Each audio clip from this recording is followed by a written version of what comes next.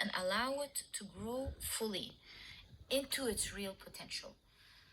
It's almost like, you know, how some parents are very careful with their child, other parents could be chaotic. And so a child in that family will most likely grow up to be loved, healthy, strong, confident, creative, while in the other family, due to the chaos, it could create trauma, right? So in the same manner, treat this new destined beginning, which we will delve more into in a moment, like your child that you want to take great care of. And it seems like your guidance, and the biggest challenge is that initially, when this money comes in and this thing for you starts to grow, which is destined, if you mismanage it and you don't treat it well, it's not going to give you the potential that it can give you, which is for it to grow on trees later on. That's exactly what I'm seeing here. But in all cases, what you're worried about is not going to happen. It says great worry over nothing. And maybe you feel frozen a little bit now that there isn't much in your hands to do, but trust that things are about to change and is destined to change right now for you. You're guided to take very care of this new beginning and treat it like your own child. And this means, just like responsible parents, you don't let temptation get in the way. You are always thinking about the happiness of that child and how you can make it a wonderful experience for them so that they can grow in a healthy way. Does that mean take care of yourself? Of course, you must put on your mask first. It goes without saying, of course, but it's kind of like with the Three of Cups, have a lot of fun with it, but at the same time be responsible and treated lovingly and kindly. So let's zoom in now on what is destined to happen when it comes to this new beginning that is like going to be your bundle of joy. And you're really gonna enjoy it, which is a wonderful thing to see in your reading. And one day it's gonna make you feel carefree when it comes particularly to money, but must be treated and grown in a healthy way. Okay, so what is that creation that I see that is destined for you, my dear pile number 2? What is that? So you've got the Death card. Speaking of environment and toxicity, interesting. You've got the High Priestess. You've got the Page of Swords.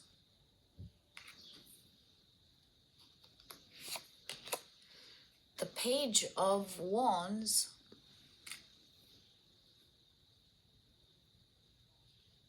And you've got another page. Wow, Page of Pentacles. Well, I mean, 3 pages. This is definitely signifying something. The synchronicity here is saying there is a new page for you, whether you see it now or not. And I bet you don't, because you got the High Priestess here. I am getting the idea that with the High Priestess, it's going to happen organically.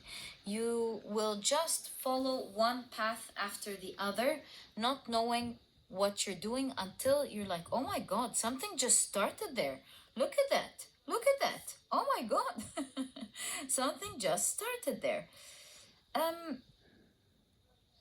It's like when parents have an unexpected child, but they are so happy. Oh my God, we're gonna be parents. Something like that. So how is this gonna begin? It begins, this new beginning, unintentionally by I see you going, right, I need to clear out all of the toxicity and gunk out of my life. So that's how it begins. And this is your third eye chakra with forgiveness. It's almost like you're starting a new page with yourself, and you're like forgiving everything that's maybe not going entirely right in your life, and you're saying, accepting it, going, fine, these things happened, it is what it is, I accept it, I'm grateful for the lessons that I've learned, but now it's time for me to clean and clear out my life. Take the toxicity and clean the valuable things out of the toxicity.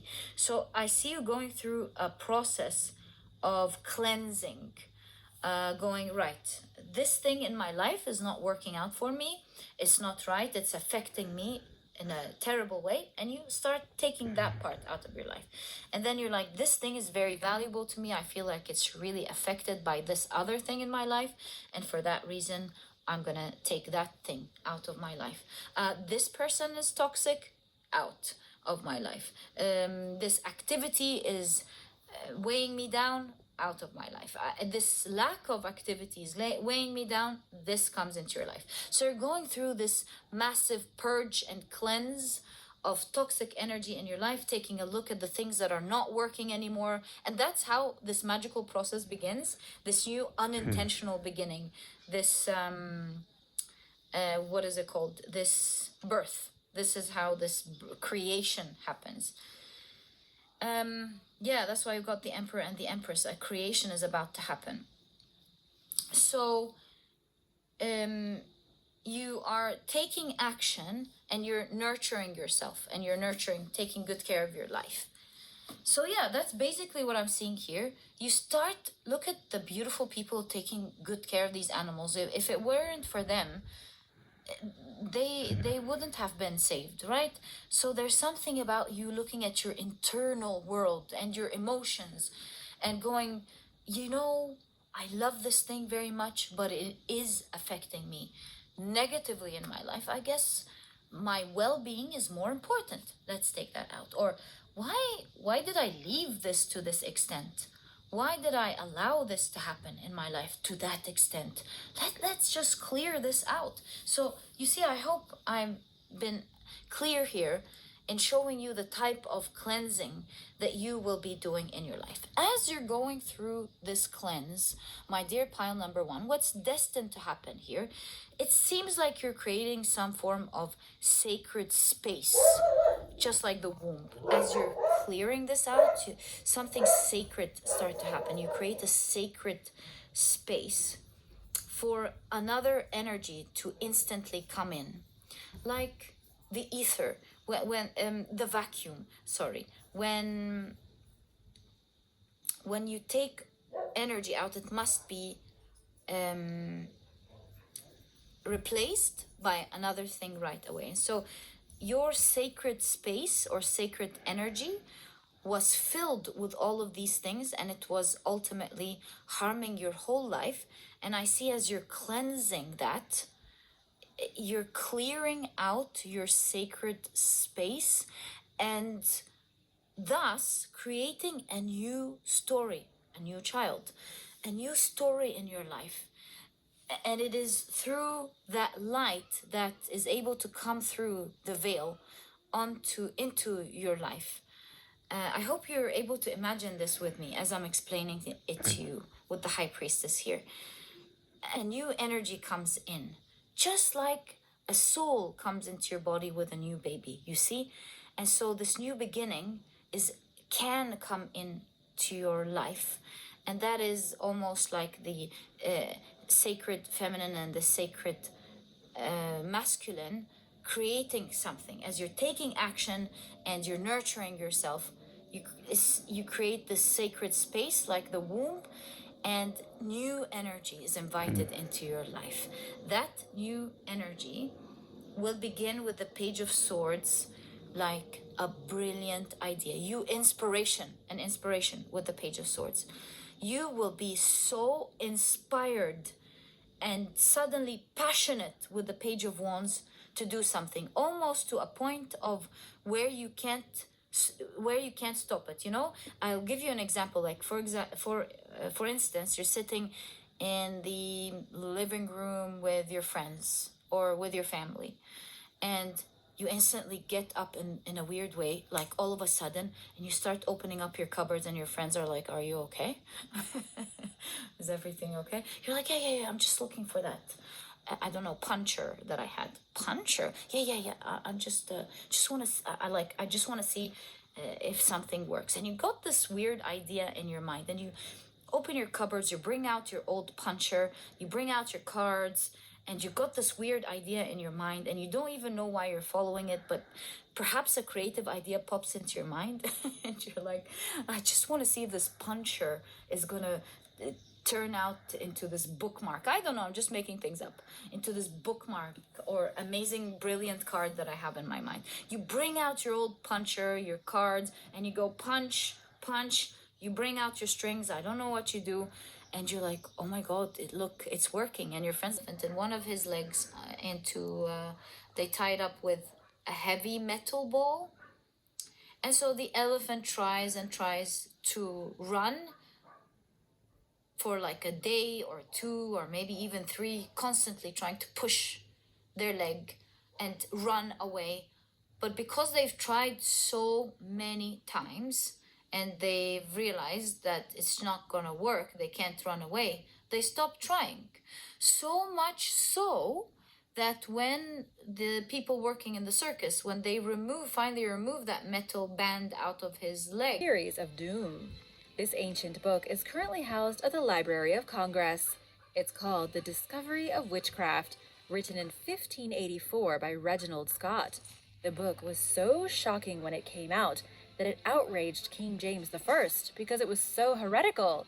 And yet this book on witchcraft, which was published originally in English, became influential in the coming years when it came to practicing magic. Shakespeare researched this very book for the scenes he used with witches in Macbeth. Stage magicians have plagiarized and consulted the publication for hundreds of years. And today, its dark secrets have been transferred to the internet for the world to see. The book was groundbreaking for its time as an encyclopedia on magic and spells, and also juggling.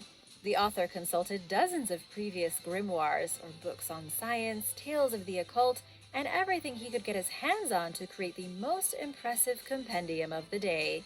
But here's where things get interesting. Reginald Scot described witches not as evil, but as very capable women who practiced folk healing and sleight of hand. He also claimed that their miraculous feats weren't wicked at all, describing a witch not as a consort of the devil, but as a wise woman. But his book went on to be plagiarized and twisted in such a way that the original message was lost. And within just a few years, witches were regarded as evil once again, and people were using the spells in the book for all kinds of shenanigans. Number 9. The Codex Gigas.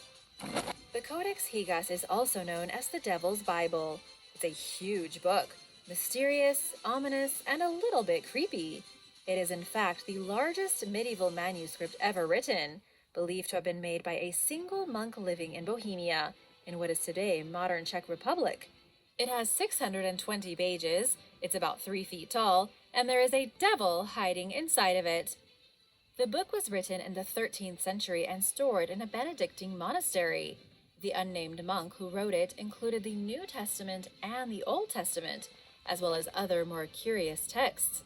Things like exorcisms, medical practices, and even proper grammar rules. Everything in this book is handwritten, and given its large size, experts say it probably took the scribe about 10 years to finish, although nobody knows for sure. It could have taken him up to 3 decades. The Codex Gigas, which literally means giant book, is simple enough to understand as a medieval translation of the Bible, thrown in with some other random information the monk probably thought would be useful. But the mystery comes in the fact that there is a random page in the middle of the book, with absolutely no explanation, showing the Dark Lord of Hell. There is a fully colored rendering of Satan, seemingly for no reason. The picture takes up an entire page, and probably took the scribe weeks to fully color. And yet there is no explanation for why the scribe went through all of the trouble of creating his own devil. The legend goes that the monk was sentenced to death unless he could make this amazing book, but there was no way he would have time to finish it, so he sold his soul to the devil in exchange for his help. Do you believe this story? Let me know in the comments below. Number 8. The Book of Forbidden Knowledge. When it comes to forbidden history, no book is quite as forbidden as a piece of work literally called the Book of Forbidden Knowledge. It was put together towards the end of the 1800s by a mysterious individual, or maybe even a group of people.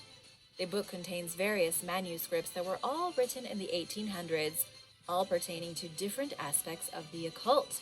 and this means mesmerism, black magic, talismans, ceremonial magic, demonology, fortune telling, and even folk healing. It's less of a book and more of a modern grimoire filled with all the forbidden knowledge of the Victorian and Edwardian periods. It's not that ancient, only dating back to when the first edition was published in 1910. But there really is no legitimate book out there that contains as much raw information about the forbidden arts than this particular collected tome. Plus, you can actually buy a copy from pretty much any online bookstore and teach yourself all the forbidden knowledge your heart desires. Number 7. The Necronomicon. Is the Necronomicon even real? And for that matter, what is it? It's become a symbol of dark magic and insanity in popular culture, showing up in horror books and most famously in the Evil Dead series of movies, in which the book is used to summon demons. But is the movie book based on something real, or is it all just theater? The Necronomicon is allegedly bound in human flesh, with its words inked in blood. It's filled to the brim with spells used to summon ancient monsters, raise the dead, and do things that seem pretty obviously impossible. The biggest issue with the Necronomicon, if the stories are to be believed, is that it causes whoever uses it to go completely insane. In some cases, it will even kill whoever reads it. The tales as we know them claim the author of the Necronomicon was Abdul al-Azred, also known as the Mad Arab. It's reported to be over 1,000 pages long, and yet not a single copy legitimately exists. This is probably because the Necronomicon doesn't exist. As much as we all would love to believe in a book that can summon monsters from other dimensions, it doesn't seem to be real. The Necronomicon was a product of author H.P. Lovecraft, who claimed he got the idea in a dream. He first mentioned it in his 1924 short story, The Hound, then continued to reference his imagined demon summoning book in one story after the other. It was never actually based on any real Book of the Dead, but rather on Lovecraft's own idea that the things we don't understand are far more terrifying than the things we do. Number 6. The Wonderful Discovery of Witches in the County of Lancaster. If you've ever wanted to know just how serious witch trials were back in the 1600s, a book called The Wonderful Discovery of Witches in the County of Lancaster is right up your alley. This forbidden book details witch trials that took place between August 18th and 19th, 1612. Today, these events are known as the Lancashire Witch Trials. Out of the 20 men and women who were accused of being witches, 11 were found guilty and hanged. One of them was sentenced to stand in the pillory, while the rest were acquitted on the charges. And for those who don't know what a pillory is, or rather was, seeing as we don't use them anymore, it was a device erected on a post with holes for a person's head and hands. It was a kind of public humiliation. The person was made to stand on a podium with their head and hands stuck in a wooden block. While they were stuck there, the townspeople threw insults at them and even physically abused them. The reason this book exists at all is because the clerk at the trials, Thomas Potts, was ordered by the judge to write a full account of the proceedings. This made them the best recorded witch trials in the 17th century. The account was even submitted to the judges, who then tinkered and corrected the manuscript before publishing it in the form of a book. The historian Stephen Pumphrey has suggested that the judges manipulated the story told by the clerk to both protect and advance their careers, reforming what was literally a witch hunt into a legitimate trial. Number 5. The Wonders of Creation. An early Persian manuscript on magic and astrology is currently being held inside Princeton's Department of Rare Books and Special Collections.